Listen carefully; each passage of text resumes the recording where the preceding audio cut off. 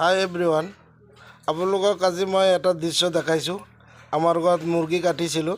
এই মুৰ্গীৰ ছালটো ইয়াত গামলাত ৰাখিছিলোঁ। চাওক, আগতে আমি সৰু থাকোঁতে ইমান কাউৰী দেখিছোঁ। ঘৰৰ আগফালে পিছফালে একদম পূৰা কাউৰীয়ে কাউৰী। আজিৰ দিনত আমি কাউৰীয়েই দেখি নাপাওঁ। কাউৰীৰ সংখ্যা ইমান কমিছে। য'ত নেকি বা মাংসই হওক বা মাছেই হওক, আগতে কাউৰী খুব দেখি পাইছোঁ। খাবলৈ খুব আহে ঘৰত। আমাৰ এই মুৰ্গীৰ পোৱালি, হাঁহৰ পোৱালি এইবিলাক খাবলৈ একদম কাউৰীৰ কাৰণে আমাৰ শান্তি নাই। আজিকালি চাওক, কাউৰীয়ে নাই। মুৰ্গী কাটি পিনে এইটো ছালটো থৈছোঁ।